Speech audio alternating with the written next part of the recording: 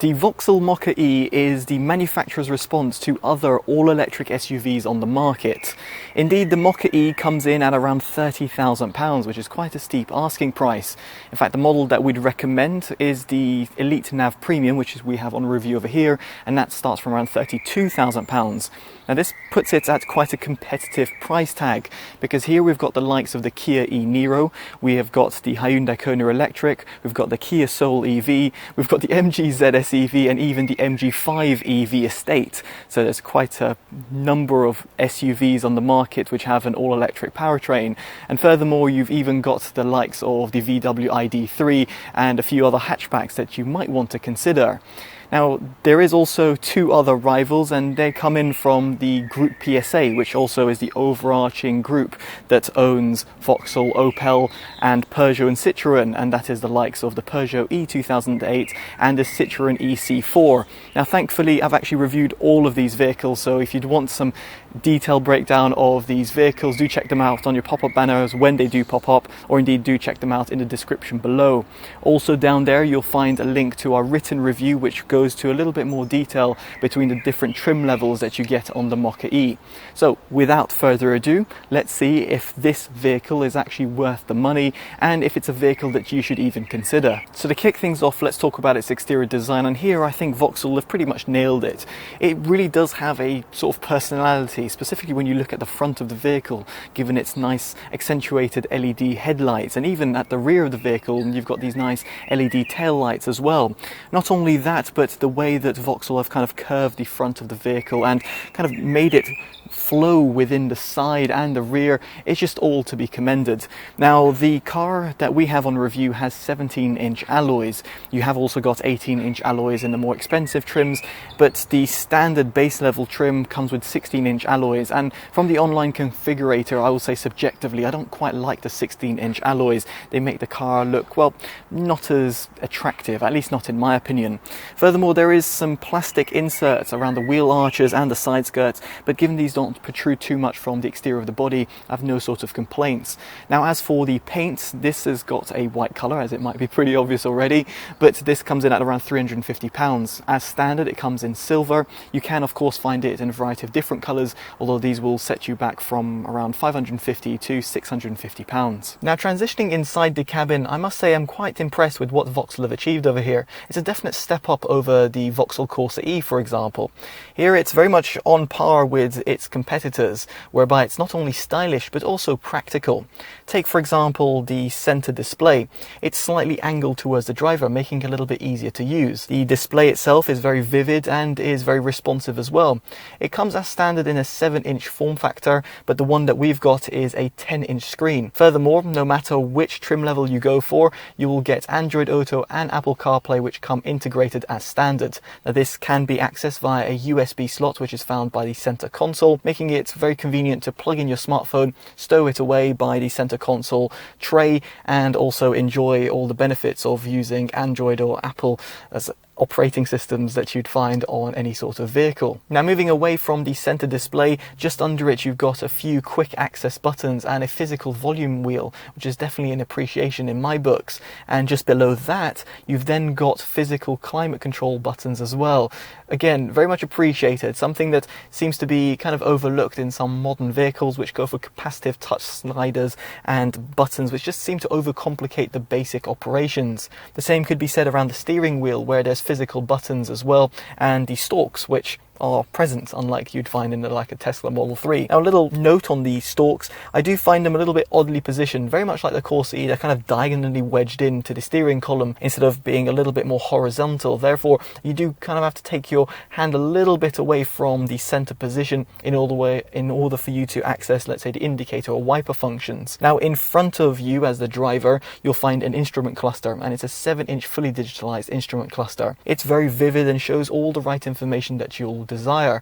Now you can't customize it, but you can flick through the different preset menus, and I think this will suffice for a lot of individuals out there. Now on a more negative note, I will say that at this price point I was potentially expecting a head-up display, and you don't get that included, be it as an option or as standard. Here the Kia Soul EV, or let's say the Hyundai Kona Electric, do offer that little bit of a competitive edge. Now on the subject of technology, for those who are subscribed, you'll know that I do dedicated audio reviews, and indeed there's one for the Vauxhall Mokka-e. It'll be up on your pop banner, in the description below, or in the pinned comments. What I will say in a nutshell is that the audio system is pretty much average. It doesn't quite compete with the more premium Peugeot E2008 stock 6-speaker setup, nor does it compete with the likes of the Kia Soul EV's Harman Kardon audio setup instead. Here I just find that Vauxhall could have just offered a little bit more to its customers, and furthermore potentially even had the option of upgrading the audio system, which at the time of making this review and in the UK doesn't seem to be an option. Now while we're still within the cabin, I should also mention the storage compartments found within.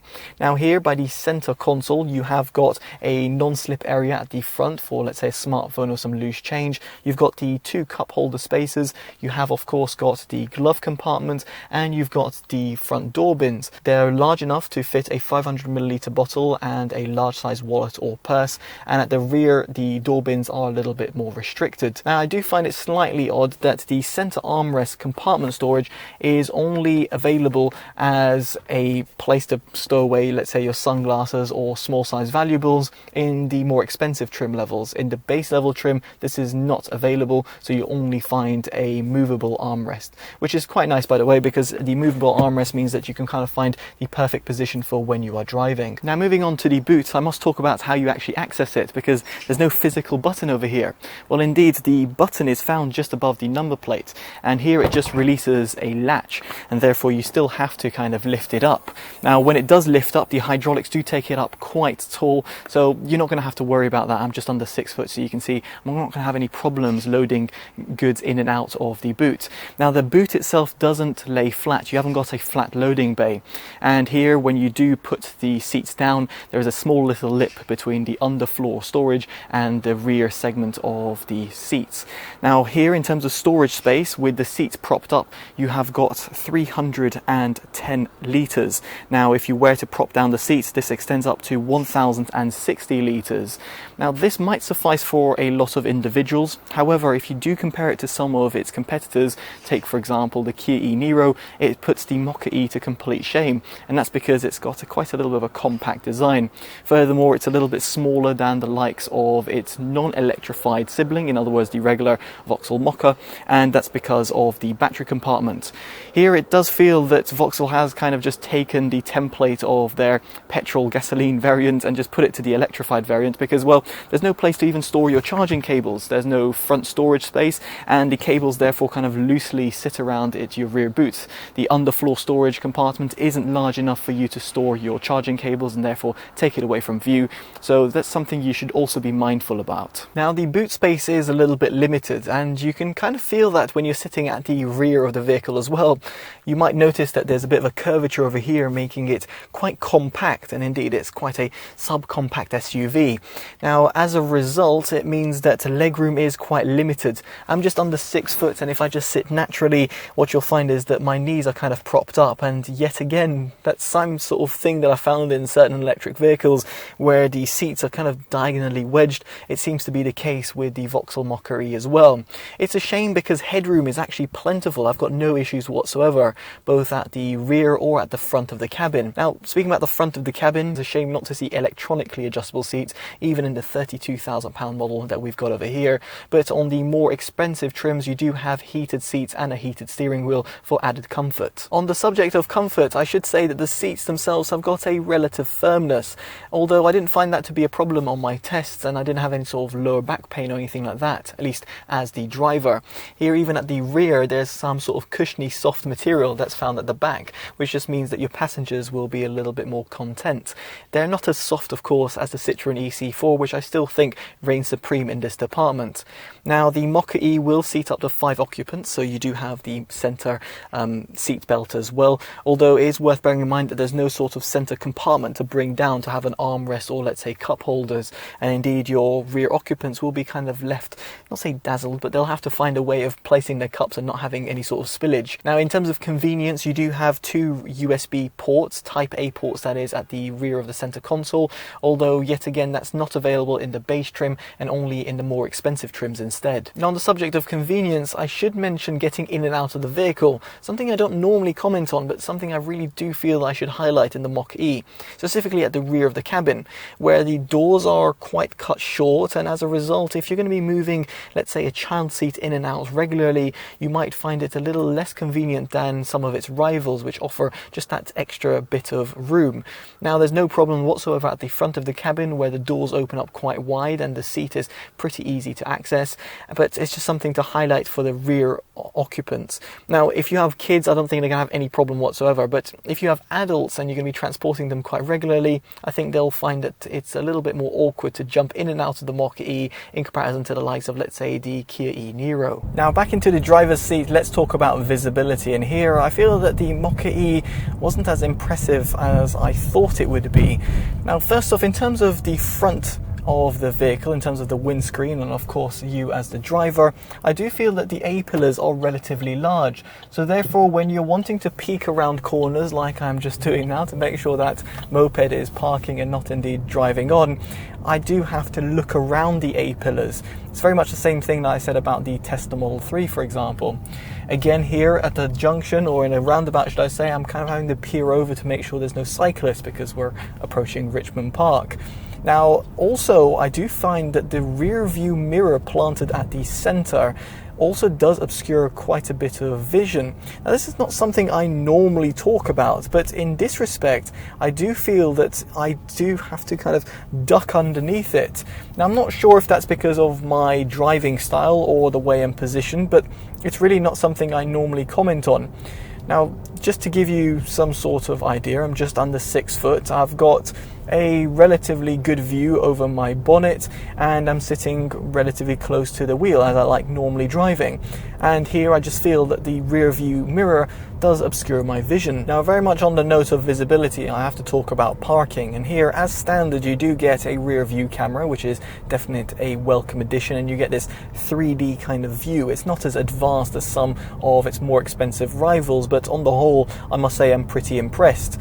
As for parking sensors, you've got rear parking sensors only on the base level trim, but in the Elite Nav Premium, like we've got over here, you've got front and rear parking sensors, which just adds a little bit of extra security when it comes to maneuvering the car in a tight parking space. Now, while I wasn't that impressed with visibility, I must say in terms of cabin noise, the Mokka-e is really well insulated. Now, granted, it won't compete with the likes of the serene interiors of the Honda E, the Volvo XC40 Recharge Twin, nor the Audi e-tron, but in comparison to other cars in its class, namely for example the Kia Soul EV, the Mokka-e does definitely stand above the rest and does offer a little bit more of a serene interior, which is great to hear because, well, when you're driving an electric vehicle, you haven't got too much interior noise because there's no engine, and as a result you want to cancel around the noise around you, and at this respect the Mokka-e does a phenomenal job. Now, on the subject of comfort, I must mention its suspension setup, which in my opinion is a little bit more on the soft side,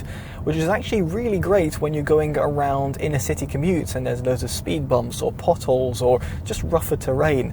It means that you feel that you're kind of gliding over them rather than kind of having this sort of really rough experience like you would have, for example, on the MG ZS EV.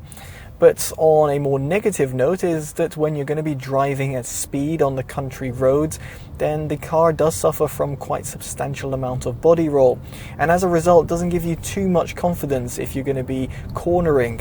Now, I do appreciate this vehicle isn't exactly made for high-speed driving or cornering or handling, and as a result I have no issues whatsoever with its suspension setup because I feel that it's going to provide a much more smoother experience over some of its rivals, and again, namely the MG ZS EV, which really does come to mind in this domain. Now, when it comes to driving at speed, I do have to mention in terms of its performance traits.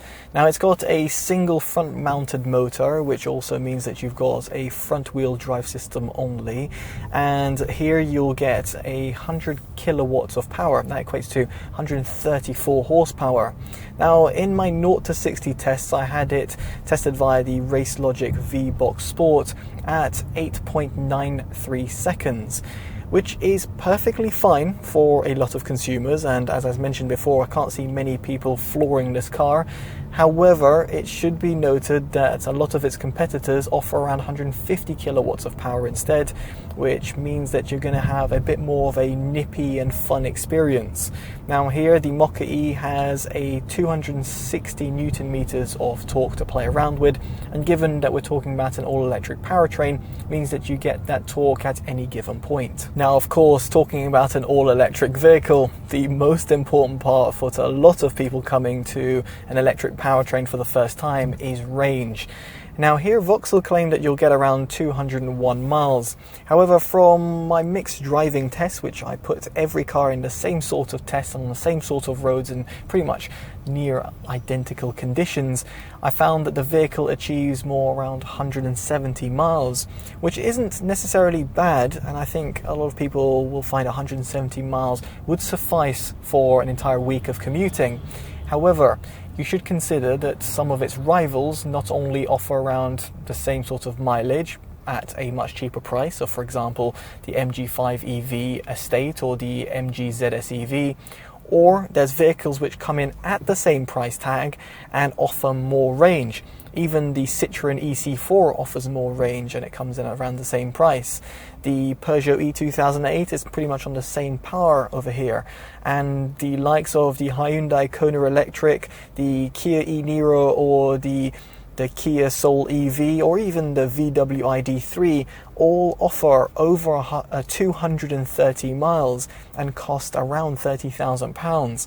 And here is where I'm quite disappointed from Vauxhall, very much like the case with the Vauxhall Corsa E, whereby it's pretty pricey and yet its electric range, and where it should really count for people coming to an electric powertrain for the first time, kind of falls short. Now, while everyone's mileage will definitely vary, as they might say, because of the driving style, what I will like to point out is that the vehicle does have regenerative braking. Of course, when you put your foot down on the brake pedal, you do get that element of regenerative braking, therefore allows you to recoup energy back into the battery pack. But if you want to do this automatically, each time you lift off the accelerator pedal and when you're on B mode, it does decelerate the car. Now, it doesn't decelerate it enough for you to have a kind of one pedal driving approach, because it won't bring you to a complete standstill. So as a result, you still have to resort to using the brake pedal, which I do find a little bit cumbersome in modern electric vehicles. If, however, you don't like this at all, you can of course disable B mode and drive in normal drive mode, and therefore it will equate to you coasting as you would normally do on a ICE based car.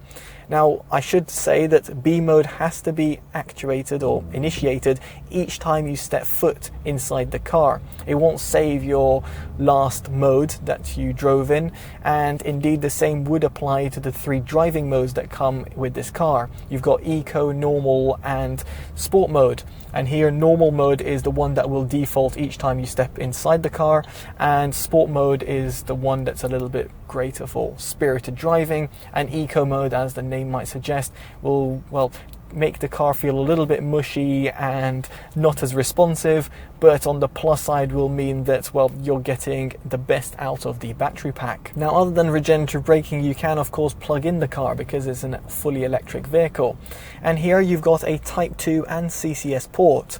Now, the CCS port does allow 100 kilowatts of input, which means that you can go from 15 to 80% in roughly 30 minutes. Should you get a 50 kilowatt charger instead, this time will go up to 45 minutes.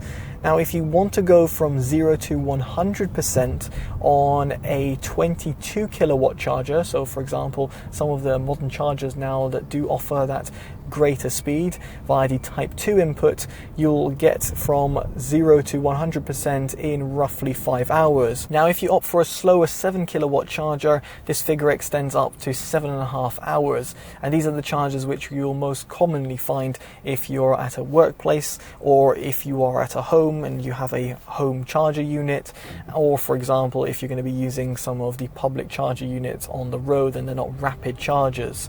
All I'm trying to say over here is that you just be mindful of the time it takes to recharge this 50 kilowatt hour battery. Now, onto safety, and the vehicle scored 4 out of 5 stars on Euro NCAP's pretty rigorous tests, which is okay, but not as impressive as some of its competitors, which offer 5 out of 5 stars. This could be also due to the fact that the safety systems that come included. Now, on that note, the driver assistance systems that are as standard in the base level trim are okay. You have got cruise control, you've got hill start assist, which basically means that it prevents you from rolling backwards. You do have that rear view camera and the rear parking sensors, and you've got front collision assist, which operates at lower speeds only.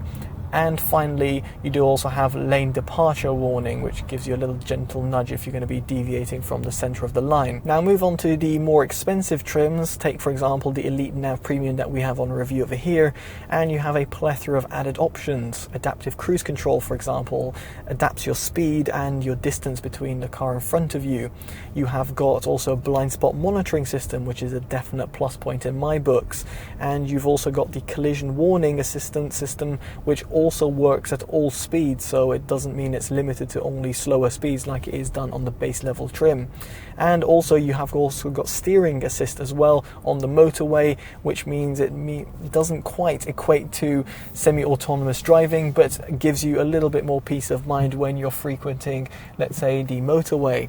Ultimately, what I'm trying to say over here is that the more expensive trim does offer a better set of features, and ones that are definitely appreciated in my books. And so this all leads me on to my verdict. What do I make about the Vauxhall Mokka-e?